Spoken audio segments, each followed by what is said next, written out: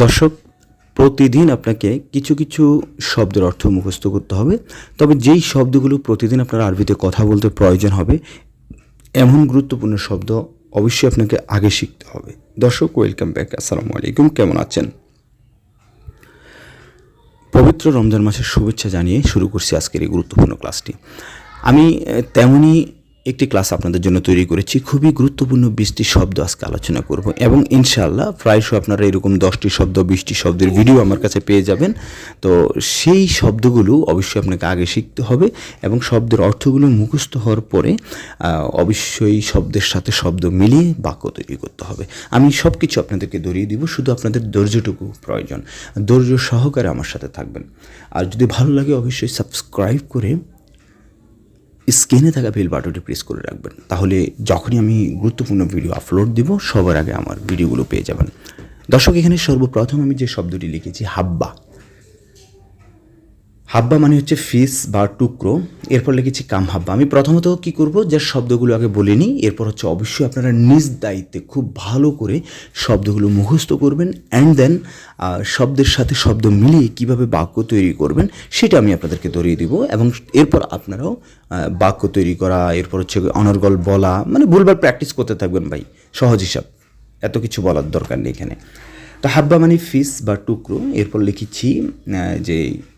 এরপর লিখেছি হচ্ছে কাম হাব্বা কয়টি, তালাতা হাব্বা 3টি, কাম মাররা কয়বার, কাম মাররা কয়বার, মাররা মানে বার, ওয়াহেদ মাররা একবার, কুল্লু মাররা প্রতিবার, আলাতুল মানে হচ্ছে সব সময়, উস্কুত মানে সুপ বা সুপ থাকা, সৌত শব্দ। দর্শক, এই যে শব্দগুলো আমি আপনাদেরকে এখন বলেছি, এই শব্দগুলো মুখস্থ হওয়ার পরে আমরা কিভাবে বাক্য তৈরি করব, কিভাবে আমরা শব্দের সাথে শব্দ মিলিয়ে মনের ভাব প্রকাশ করব, সেই ব্যাপারে আমরা একটু আলোচনা করব। প্রথমত আমি এখানে লিখেছি হাব্বা পিচ। ঠিক আছে, মনে করেন আপনার সামনে অনেকগুলো জিনিস পড়ে আছে বা 10টি বল পড়ে আছে বা সামথিং লাইক দ্যাট, ঠিক আছে, বা অনেকগুলো কাপড় পড়ে আছে। তো আমরা অনেক সময় বলি না, তোমার কয়টা দরকার, তুমি কয়টা নিবা, ওইখানে কয়টি পাঠাবো, কয়টি পাঠিয়েছ, কয়টি পাঠানোর দরকার, কয়টি নষ্ট হয়ে গিয়েছে, তাই না? আমি কিন্তু যে কথাগুলো এখন বলেছি আপনি একটু ঠান্ডা মাথায় চিন্তা করে দেখুন, এই কথাগুলো কিন্তু আমরা ইন ডেইলি লাইফে বলে থাকি। আর ফার্স্ট অফ অল আপনাকে এগুলোই জানতে হবে, এগুলোই শিখতে হবে। তো দেখেন, আমি যদি বলি কয়টা ওইখানে পাঠিয়েছ, তাহলে পাঠানো মানে কি, ওয়াদ্দি মানে পাঠানো। কয়টি ওইখানে পাঠিয়েছ, 3টি শব্দের সমন্বয়ে, মানে দ্যাট মিন্স 3টি শব্দ দিয়ে একটি বাক্য তৈরি হয়েছে।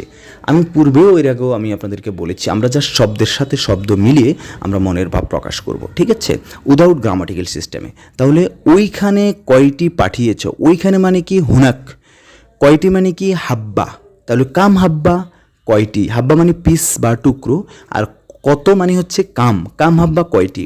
তাহলে কাম হাব্বা ওয়াদ্দি হুনাক। এটি একটি ইন্টারোগেটিভ সেন্টেন্স। সো কথার শেষে একটু ধাক্কা দিবেন, তখনই এটি প্রশ্নবোধক বাক্যে রূপান্তরিত হয়ে যাবে। সুপ্রিয় দর্শক, এখন দেখেন, কাম হাব্বা ওয়াদ্দি হুনাক, এই বাক্যে বা এই সেন্টেন্স দিয়ে কয়টা ওখানে পাঠিয়েছ, কয়টা ওখানে পাঠাবো, ঠিক আছে, কয়টা ওখানে পাঠাচ্ছ, মানে অতীত বর্তমান ভবিষ্যৎ সব কিছুই হয়ে থাকে একটি সেন্টেন্স দিয়ে। এখন আপনার প্রশ্ন যে ভাই, একটি সেন্টেন্স দিয়ে কীভাবে একবার অতীত বর্তমান ভবিষ্যৎ হয়ে যায়? ভাই, ইউ ক্যান বিলিভ মি, এভাবেই কিন্তু আরবিয়ানরা কথা বলে এবং আমাদের সম্মানিত সিনিয়র প্রবাসী যারা আছেন ওনারা যুগ ধরে এইভাবে কথা বলে আসতেছেন। সেটা কিভাবে আমি বুঝবো যে এই বাক্য দিয়ে এটা অতীত না বর্তমান না ভবিষ্যৎ হয়ে থাকে? দেখেন, মনে করেন আমরা 10-12 জন এখানে বসে আছি, মনে করেন আমি আর আপনি আছি, ওইখানে কোনো কিছু পাঠানোর দরকার বা 10টি কোদাল পাঠানোর দরকার বা 10টি খুঁটি পাঠানোর দরকার। তো আপনি ওটা পাঠিয়েছেন, আপনিও জানেন যে পাঠিয়েছেন, আমিও জানি যে পাঠিয়েছেন। এখন আমি যদি বলি যে আহমেদ বা রাসেল কাম হাব্বা ওয়াদ্দি হুনাক, তখন আপনি বুঝে নেবেন যে আমি জানতে চেয়েছি কয়টা ওখানে পাঠিয়েছ। কাম হাব্বা কয়টি, কাম হাব্বা মানে কয়টি, কাম মানে কত, হাব্বা মানে টুকরা বা পিস, কাম হাব্বা কয়টি, ওয়াদ্দি পাঠিয়েছ কোথায়, আমেরিকাতে। আচ্ছা, এখন মনে করেন তাহলে ওইখানে 10টি লাঠি পাঠানোর কথা, বাট এখনও পাঠানো হয় নাই, ঠিক আছে, এখনও পাঠানো হয় নাই। তাহলে এই মুহূর্তে আমি যদি বলি at this moment if I say যে কিছু লাঠি পাঠানোর দরকার বা কয়টি পাঠানোর দরকার, আমি যদি বলি কাম হাব্বা দেহ না, কাম হাব্বা দেহ, ওখানে কয়টা পাঠাবা। এখন দেখেন বাক্যটি ইন ফিউচারে চলে গিয়েছে, যেহেতু আপনিও জানেন আমিও জানি যে ওখানে পাঠাবো, কয়টা পাঠাবো এটা আমিও জানি না, আপনিও জানেন না, এবং কয়টি পাঠানো এবং পাঠানো হয় নাই। তা আমি আপনাকে কোশ্চেন করেছি, আই হ্যাভ কোশ্চেনড ইউ যে কাম হাব্বা দেহ না, ওইখানে কয়টা পাঠিয়েছ, পাঠাবা পাঠাবা, ঠিক আছে। আশা করি বুঝতে পেরেছেন দর্শক। আসলে একটি শব্দ দিয়ে আমার কিন্তু টাইম অনেকটাই শেষ হয়ে গিয়েছে, so sorry, I am extremely sorry. আপনাদের বোঝানোর জন্যই আসলে আমি এত কষ্ট করতেছি। আর সব একটি করে কমেন্টস করে আপনাদের মতামত জানাবেন। তাহলে যে 10টি শব্দ অলরেডি আমি বলেছি, এই 10টি শব্দের মধ্যে প্রথম শব্দ দিয়ে বাক্য তৈরি করার কৌশল আমি ধরিয়ে দিয়েছি। সো আই হোপ ইনশাআল্লাহ আপনারা কি করবেন, বাকি যে শব্দগুলো আছে প্লিজ আপনারা নিজে নিজে একটু বাক্য তৈরি করবেন। ভাই এখন আমি যদি প্রত্যেকটি শব্দ দিয়ে এরকম বলি, এরকম ক্লাস অনেকে দেখবেন না, বা আমি জানি আপনারা অযথা সময় নষ্ট করুন ফেসবুক এটা সেটা, শুধু স্কিপ করবেন। আর যদি এরকম লং টাইম ক্লাসের প্রয়োজন হয় আমাকে কমেন্টস করে জানাবেন, ঠিক আছে। তো সো আমরা অলরেডি 10টি শব্দ শেষ করেছি already, we have finished the 10th vocabularies, okay. এখন আরও আমাদের হাতে still we have the 10 vocabulary ইনশাআল্লাহ। Just I am going to start, so please don't be careless and please listen to me very properly, then you will get the more benefit inshallah. Okay, first of all আমি যে শব্দটি লিখেছি হারওয়েল, দৌড়ানো, হারওয়েল দৌড়ানো। তো এখন দেখেন মনে করেন সময় নেই, ওয়াক্ত মানে সময়, মাফি মানে আছে, মাফি মানে নেই। এখন আমি বলছি ওয়াক্ত মাফি, ওয়াক্ত মাফি, ওয়াক্ত মাফি, ওয়াক্ত মাফি, হারওয়েল, হারওয়েল মানে দৌড়াও দৌড়াও। আবার এইভাবে বলতে পারি তাল, তাল সুরা সুরা, তাড়াতাড়ি আসো, তাল সুরা সুরা, তাড়াতাড়ি আসো। তাল আসরা, আসরা, আসরা মানেও তাড়াতাড়ি, তাল সুরা সুরা, তাড়াতাড়ি আসো, তাল আসরা, তাড়াতাড়ি আসো, ঠিক আছে। আমরা এইভাবে বলতে পারি, তাই না? পারি না? অবশ্যই পারি। তো আমি বলতেছি হারু হারু, কুল্লু নফরাত, নফর বা নফরাত, নফর বা নফরাত মানে লোক, আর কুল্লু মানে সব, কুল্লু নফরাত, তাল সুরা সুরা, তাল মানে আসো, সুরা সুরা তাড়াতাড়ি করে আসো। এখন আমি যদি বলি কুল্লু নফর হারুল, হারুল দৌড়াও দৌড়াও, বুঝতে পেরেছেন তো আশা করি। সুপ্রিয় দর্শক, ডিয়ার লার্নার্স, নেক্সট যে শব্দটি লিখেছি এমসি, ইনতে লেস এমসি, তুমি হাঁটতেছো কেন, হারওয়েল তাড়াতাড়ি করো, হারওয়েল, হারওয়েল তাড়াতাড়ি করো।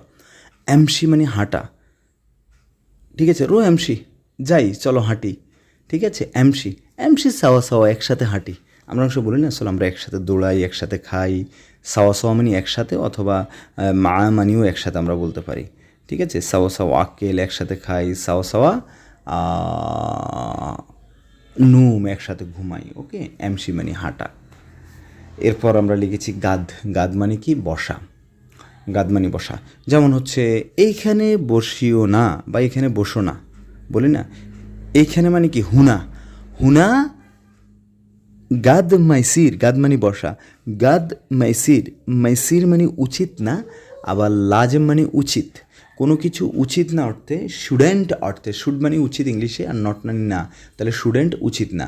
এই স্টুডেন্টের বাংলা হচ্ছে উচিত না, স্টুডেন্টের আরবি হচ্ছে মাইসির। তাহলে হুনা গাদ মাইসির, এখানে বসা উচিত না, হুনাক ওইখানে বসো, হুনাক গাদ, হুনাক গাদ, ঠিক আছে। কুল্লু নফরাদ আলহিন গাদ, সব লোক, আলহিন মানে এখন বসো, ওকে। এরপর লিখেছি ইজলিস, দাঁড়ানো। সেম এভাবে বাক্য তৈরি করেন, ইজলিস, ইজলিস, এনাহাদ, এনাহাদ। আবার ঘুম মানে বসে আছেন আপনি, ঘুম মানে উঠো, উঠো, ঘুম উঠো। বাংলার ঘুম, আরবিতে হচ্ছে উঠা। কেউ বসে আছে বলতেছেন তাড়াতাড়ি উঠো, সুরে সুরে ঘুম, সুরে সুরে ঘুম, তাড়াতাড়ি উঠো, ঠিক আছে। আদু মানে শত্রু, হুয়া আদু, হুয়া সে শত্রু।